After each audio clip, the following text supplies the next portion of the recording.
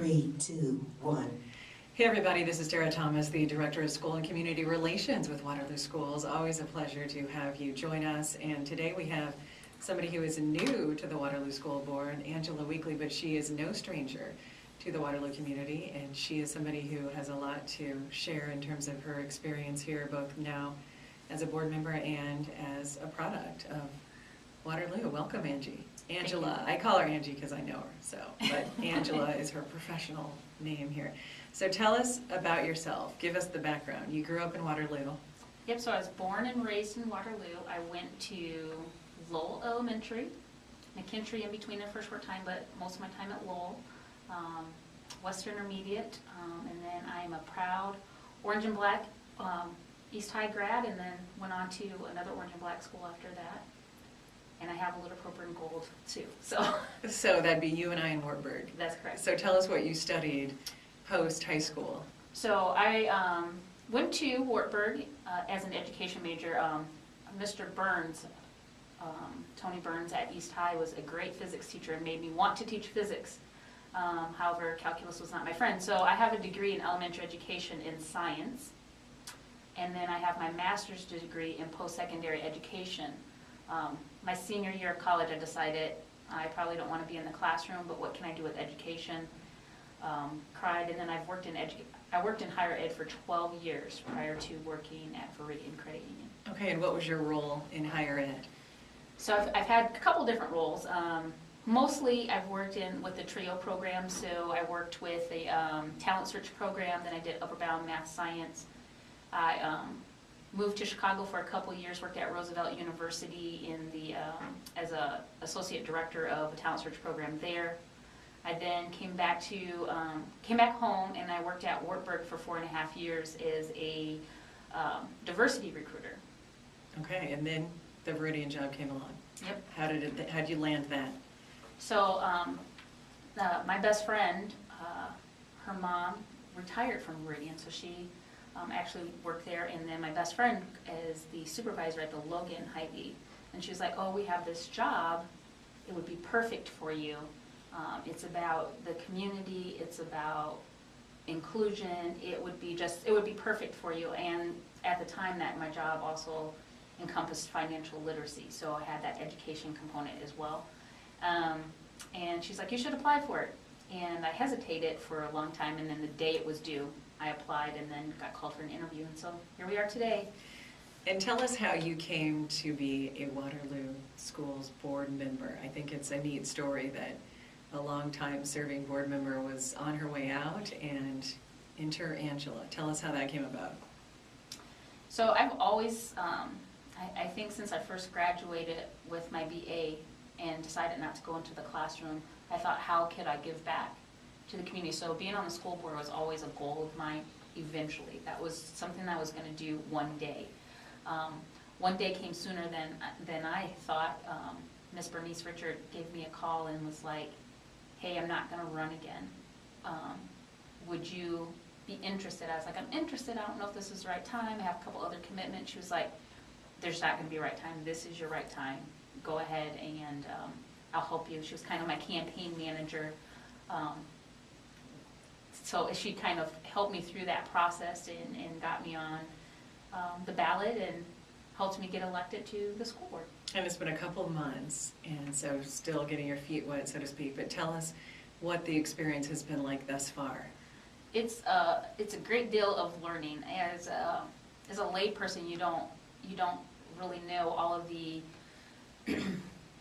things that go into being on the school board, all of the regulations, all of the policies, all of the information. There's a lot of learning that's taken place. I'm still in what they call my orientation phase, where you go through the different departments and kind of learn what those different departments are and how what effect the school board has on those different departments. And that has been a great learning and very different from what, as a lay person, I understood the school board to be. Absolutely. Now you're an insider, so to speak. If you're just joining us, you're hearing Angela Weekly, the voice of the newest Waterloo Schools board member. This is Tara Thomas, your host. And we have to talk, of course, about the recent announcement that Dr. Gary Norris, nearly 6 years serving superintendent of Waterloo Schools, has decided to retire effective the end of June. this puts Angela and the board in a unique situation in that for her, a newly elected board member, she now will help decide the future leadership of the district. So how do you feel where are we as a district, and how do you feel we're going to head with your direction and the board's direction in the coming years? Where would you like us to go? Well, I think the direction that we are going and that we should continue on is the direction of thinking about the future of our kids and the future jobs that are out there. As everyone knows, unemployment rates are such because of how we have, partially in how we have educated our kids and pushed them into post-secondary education. Now, I still am a huge supporter of kids getting additional education and going on post-secondary education, having done that for 12 years. And I understand that that's not the path that every kid needs to take, and there is a huge gap of skills.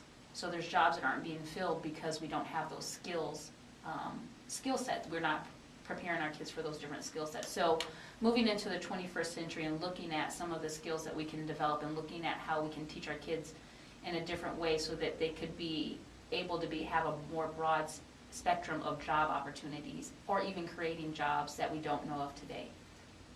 How do we reach all kids? You know, you've talked about your background with the whole concept of inclusion really being what you're charged with in your position at Veridian.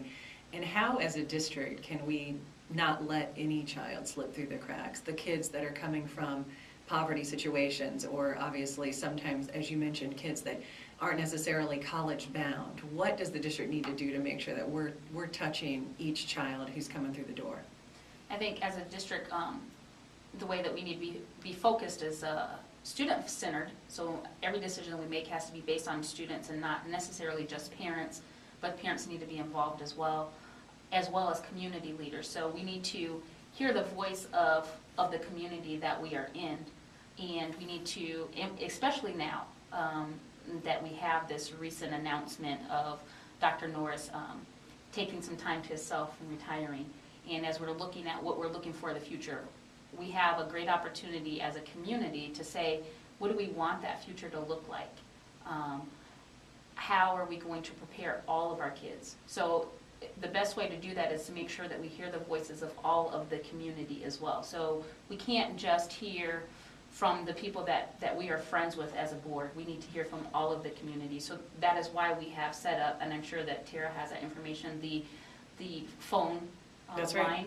as well as the email that you can email, and then all of the board members are available for questions. Absolutely. Angela and the other board members would love to hear from you, so we've set up a phone line specifically for your opportunity to offer that feedback. It's 319-433-2080, 433-2080, or a lot of us choose the email route. You can go online, search at waterlooschools.org is the email address where all of these comments and all this feedback will be passed on directly to the board members, and I should mention anonymously. We're not going to include names, addresses, phone numbers.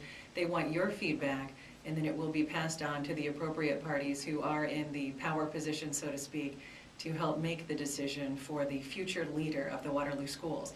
And to that end, what is the advice that you would give listeners, Angela, in terms of engaging, getting involved, being an advocate for your child or grandchild? How does one go about that? Contact the schools, the building principals, contact the teachers. At this time, it's really important to reach out to school board members that you know or that you don't know, and give your perspective on where you want the district to go. Where do you see, what do you think is important for the future of your children?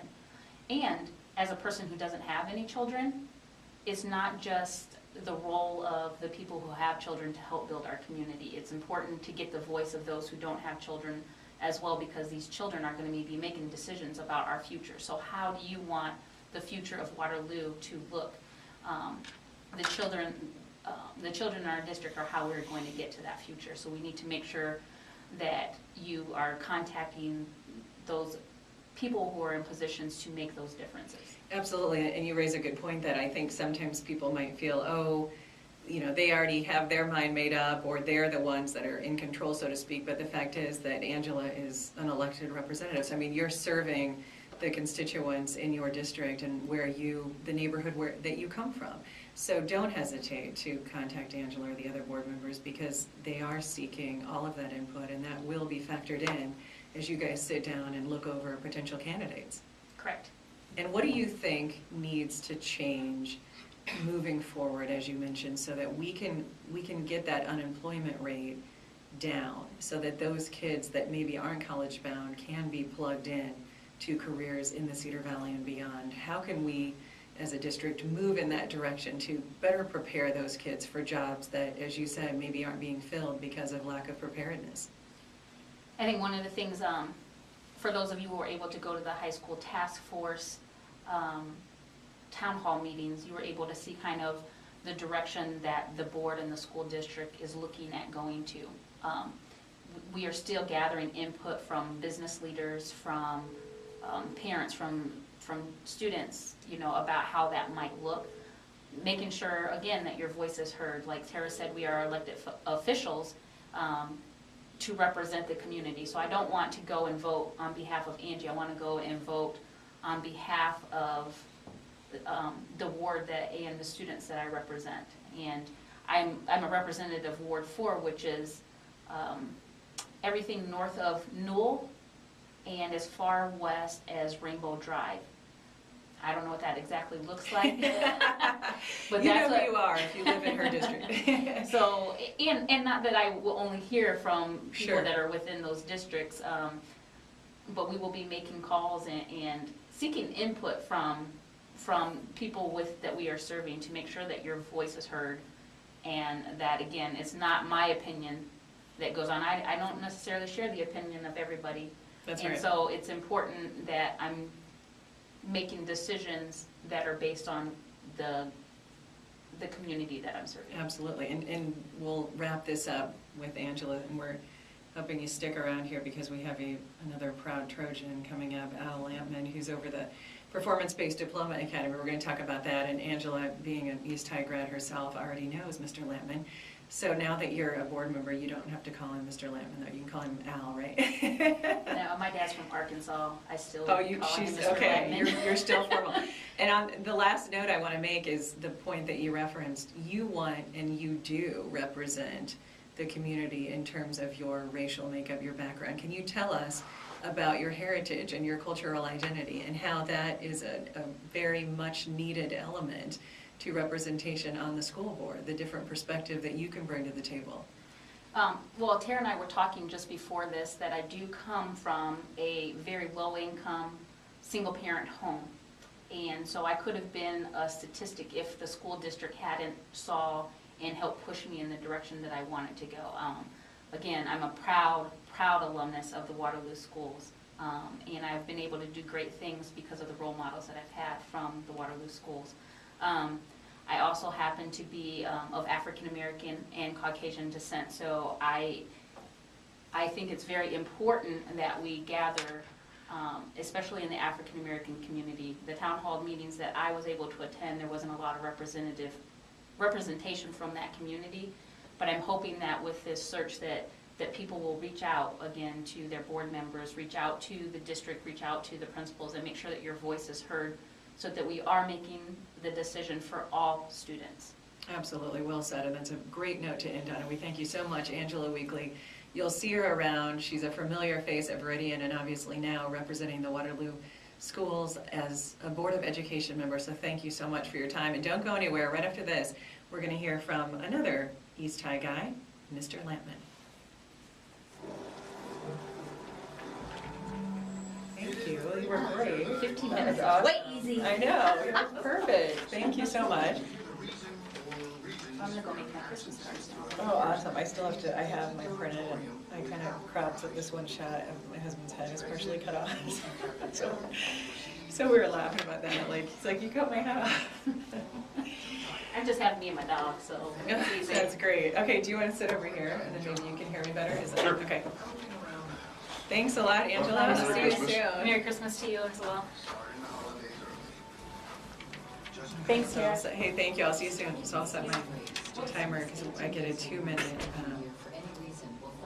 cue, so I want to make sure I get us cut out in time. Your child missed this year. So yeah, so I'll just ask you to tell me what you know about what you do, how we can reach kids, you know, everything you're an expert in.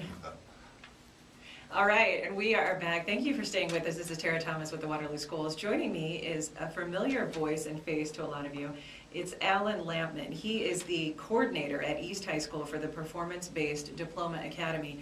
And really the great thing about him is that he is working directly with students that perhaps years ago might not have seen their high school career through. They may not have reached the level in terms of graduation or education that this Performance-Based Diploma Academy is offering. Is that a fair statement? Yeah, sure is. Dr. Norris brought this concept with him when he came up from Florida 5 years ago. One-size-fit-all high school model in this day and age wasn't cutting it. So we have a little different philosophy. It isn't where the teacher stands up in front of the class and lectures and then gives an assignment and they bring it back the next day and check it. But this is where the students can actually take control of their own education and work at their own pace. A lot of students were frustrated with the traditional type of classroom. Dr. Norris was able to see that, and so he brought what we call the PPDA model to Waterloo. And when did it take shape, or how did it take shape, and when did it actually roll out? This is our 5th year, and we took, if you're familiar with East High School, the old student center, or depending upon the year you went to school there, it could have been a weight room, and we created 4 classrooms, and we have 20 computers in each classroom. We have a conference room. I have an office, and we have a counselor that's designated specifically for PPDA, and she has an office. And we have a science teacher in the science room, and a math teacher in the math room, and so on and so forth. They take their 4 core classes down there, and they still go out into the rest of the building for their electives. It's just a different model, style of teaching, instruction. But yeah, this is our 5th year, and it's been fantastic. And how did you come to be the coordinator? What's your educational background? Well, I'm a UNI grad, and I've taught math for 30 years. I was the head of the math department at East for 10. I've been at East High since 1981. And I was a football coach for 17 years. My last year was the great J.J. Moses' senior year. I was a track coach for 8 years there. And so I was one of the elder statesmen in the building. The job opening came up. It sounded interesting. I felt at that point that I really needed a change. I only had maybe 6 years left in my career and was looking for something different. It was kind of scary, not knowing, but since I wasn't coaching anymore and I always liked challenges and I liked being with the kids, I thought I'd give it a shot. Is it safe to say that some of those same lessons that you applied on the field would apply in this position? Because there's strategies and there's techniques that don't work the same with every student. Exactly. And I do actually run the academy from a coaching standpoint. I'm the head coach. I have my assistant coach and my counselor. And then I have other assistants or my 4 teachers. And I have my players. They're my kids in my classroom. And I go out through the school and recruit kids to be in the academy. Or they can come to me and say, I'd like to be in the academy. And so then I spend a great deal of time motivating the student, looking over attendance, just getting them to perform at the best of their abilities. So it's absolutely a lot like coaching. Give us a snapshot of some of these students. Tell us about the child who thrives in this performance-based diploma setting. Well, it's a diverse group. The type of student that we get are the ones that are very intelligent, but were bored upstairs. Maybe they were the nonconformists, felt like a square peg in a round hole, wasn't big into the drama that goes on in some high schools. In the class sizes, there's 20 in a class, so you're not there because it's really small, because our numbers are about the same as the rest of the building. But you get your needs met more so down there than perhaps a number in a hallway upstairs. We run about 130 students through there, and it's like a family. We have a lot of teen moms that had daycare problems, and so they couldn't get to school right on time, and they would end up failing their first, second period classes. Or we have some families that just have transportation issues. Sometimes we actually can get them a city bus to get them to school. But for one reason or another, they all have issues that they just couldn't work through a 7-period day, be responsible enough to get the homework done at night and turn it in the next day. And eventually they end up dropping out because they get frustrated. And we're an at-risk program for that reason. And they're attached now, and we've saved a lot of kids that I know would have never made it in a traditional classroom. If you're just joining us, you're hearing the voice of Alan Lampman, a familiar face to many of you. Perhaps you played on one of his teams, or you had him as a math teacher in your days at East High. When you talk about saving kids, I love the way that you worded that, because the fact is that these days people want numbers and data and results. And what we do know, tell us about this, that the PBDA has been a success. Well, last year's data, this is what I have in my head anyway, we had started the year with 38 seniors, and then we had 33 actually graduated from PBDA. And of the other 5, 2 of them went out to Grad Connect in the afternoon because they were working second shift at Tyson. They couldn't get up in the morning. They finished their credits out at the Grad Connect site, although they were still attached to PBDA, so there's 2 more. Then we had 2 that tried to do that, but because there wasn't the guidance at Grad Connect that there was a PBDA, they kind of let it slide, but they came back this year, and they will be a 5th-year graduate. And then the other lone soldier went for their GED, and I haven't heard whether or not they actually got it. So essentially, we've graduated 37 out of 38 students. That's incredible. So you're proud of those numbers. Oh, absolutely. Yeah, our teachers on the team work really hard to make that happen. I make a lot of home visits. Last year I was picking up a girl, taking her to school every day. I had a counselor just went out to Raymond to pick up another student this morning. We'll do anything and everything. And there's kind of an old, 3 years ago, I even swapped pants and my shoes with the student so that he could actually participate in the graduation ceremony because he came inappropriately dressed. I love that. So you really are going the extra mile, even giving up your pants if you have to. That's a great story.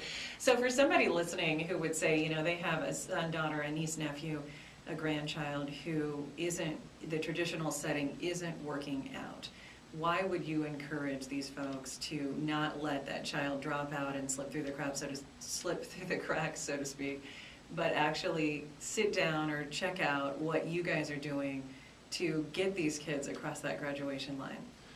Well, Waterloo has in place many different programs, and hopefully every student out there can find the best fit program for them. We do not accept into our academy any true freshmen their very first year of high school because we want them to be successful in the traditional classroom. After the first semester, you know, if they're not attached to East, you know, they can come see me. Maybe PBDA is the place for them. The only requirement is you need to be able to read at the 7th grade level because everything that you do in PBDA is on a computer at your own pace, and if you don't read well, you'll struggle there as well. After PBDA, then we also have the Expo ALC site that has many different programs in it. So someplace out there, maybe it's Crossroad Connect Classroom, is a place where you can get your diploma and take your life to the next step. How do these students feel when they probably achieve or accomplish something that maybe they had given up on? What's been your experience? I've had testimonials from parents who are just unbelievable. We give an orange certificate to every student when they finish a course. And I've had parents tell me that they take that to church and they share it at church. And they're so proud of that certificate. One young lady, she was the first one to graduate from her family. Wow. It was amazing. She had a baby, and she's out of life now. That diploma for some people is extremely difficult to get. You and I may take it for granted, but for some people that is a major achievement. What direction would you like to see these academies head into? I mean, when you look at the future, is this the answer, this alternative option for these students so that we can ensure that those dropout rates do stay down? And the latest reports are that Waterloo School's dropout rate is declining significantly. So you guys are doing a lot of things right. Well, I think it's a way of the future. Many people out there probably are already in a computer class at the college level. And we counsel, we work on a career, and we work on the academics. That's our 3 main focuses. And if it takes an alternative way to get to that's fine. I'd like to see it expand. But again, it's not for everybody. We have placed students at Hawkeye, we have them at Wartburg, we've had them at UNI, we have them them right out into the job market. Some have internships with Viking Pump in Cedar Falls already. And they're smart kids, and they can do it. They just need that extra push, and sometimes in a traditional setting where the teacher's trying to talk to 30 kids at one time, they don't get it. We have to mention your sports background. What's it like now being out of coaching? Is it hard for you not to, I guess, analyze the games from that long in the trenches perspective? I mean, talk about how it is post-football, post-track. Well, there was a little withdrawal. But, you know, I hadn't seen the leaves change over to Mississippi in 18 years while I was coaching because, you know, obviously fall was prime coaching time, so it was kind of nice to be over there. And I've had opportunities to get back in it now that my daughter's in college, and I really have nothing at home. And my wife's busy all the time. And so And she says, do something. No, I turned the coaching down because it takes a lot. It does. And really she was a sports widow for She a good was. portion of your life together, Well, right? she went and scouted with me a number of times down Fort Dodge, Ankeny, places like that. We're almost out of time, but we should mention, what is it then from your years in coaching and how you then sort of apply some of those same lessons to this performance-based diploma academy? What is it that you would say to parents and grandparents that can help get a kid motivated and disciplined, and how that athletic involvement can really be the ticket to ultimately getting what, as you said, for some is a tough sell, is that high school diploma and beyond that technical or post-high school degree? Just always be supportive, just always be there for them. Teenage life is difficult enough when you have to fight with your parents all the time. It makes it even that much more difficult. They're going to make mistakes. They're growing up. But don't punish them for making those mistakes. Just hope they don't make the same mistake twice. And for this academy, are you guys open to tours, visitors? How should we encourage people to check it out? I'm sure that they'd love to come down and see it in person before they maybe steer their student in that direction. Absolutely. I've given many, many tours. We've had people from Great Britain come through there. Let's see, Missouri was up a couple weeks ago. Different schools around the state have been there. A couple board members came through just on their own. Phone board member, K-Meyer came through one time. Always welcome everybody. You come in the back door, ring the doorbell, and I'll let you in. Yeah, as you said, it's that former, student center there in the back corner of East, where perhaps a weight room was once a place where you used to live. Now that's turned into a place where kids are generating quite the opposite of a dropout factory. In fact, a nearly 100% graduation rate coming out of Mr. Lampman's academy. And I should mention, for me, that was my sort of first exposure to it, was when Dr. Brad Buck, the state education director, was visiting. It was cited as one of the key bragging points to take Dr. Buck through this academy and show him, Mr. Lampman, and his crew's success there. So that's how I came to see the work that was going on. So I thought I would share it with any of the listeners today, just to know that there are, I guess, measures or alternatives in place so that we don't have to say, oh, add that person as another statistic. They don't have to say this traditional setting isn't working, so hence you're at the end of the road, because there is another door that's opening literally right down the hall for them. Is there a final point you'd want to make as we wrap this up today? Well, just a story. I went out to Z7C's one evening to pick up some roasted chicken to take home and saw a dropout from East High there working at Z7C's.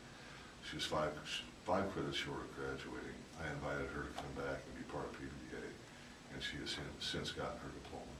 And the stories just go on. And I love that, and that was a perfect note to end on. And in these remaining seconds here, I'll just say thank you so much to Mr. Alan Lampman at East High School and all the staff and students who are helping make the Performance-Based Diploma Academy such a success story that we are sharing statewide and beyond for the Waterloo schools. Have a great day. Thanks for spending some time with us. I'll see you soon. Thank you. You were perfect. I knew you'd be great. Babble and Not at all. Not at all. You just talk about what you know. That's your story to tell. So I think that's great. And I want to get KWWL and the Courier to do some more stuff with us. So if you remember, as it gets closer to, you know, a person reaching graduation, or if there's some story where you think that person would be willing to share his or her story on camera, I'd like to bring KWWL in to do a feature on that. We every year, with the Waterloo Exchange Club, Okay. do the ACE Award. Okay. It's the So you Accepting pick somebody. Challenges for Excellence. Okay. And it's a building-wide nomination Oh, okay, process. okay. But typically, they seem to come out of the PBA Good. Academy. The last 2 years, our nominee has gone on to win the district Wow. story. And I usually nominate 5, and they write a 500-word essay about the challenges they have in their life. Oh, I bet. You know, when I was in the classroom, I thought I really tried to make contact with every student, that I kind of knew them, and it was like a thimble of hot water and Yeah, a bucket of cold water. like you just couldn't connect with them like you can on this level, because it's so much more intimate with the smaller number. And then, like you said, you guys are literally out helping with transportation. I mean, that's, so you see that side of what they're really coming out of to try to get there every day. That's awesome. Well, keep up the good work. One more It was year nice anyway. hanging out with you. You too. Yeah, I enjoyed it. I always love to pick the brains of people who have the stories to tell that I knew that you would be able to share. Yeah, I got a lot of stories over the years. Yeah, so the coaching thing, my husband, he's a teacher at West, and he coached baseball for 15 years, football assistant, like for 3, and I know exactly what you're saying about the time away. I mean, it was nice for me that when I met him, I was young and childless and had all my focus on my career, and then when I got older and we had kids, then he was ready to step away from coaching too. We'll see So- what I did when my daughter got in the first grade. Oh, that's great. Yeah, so that's the time that it's great to have dad around.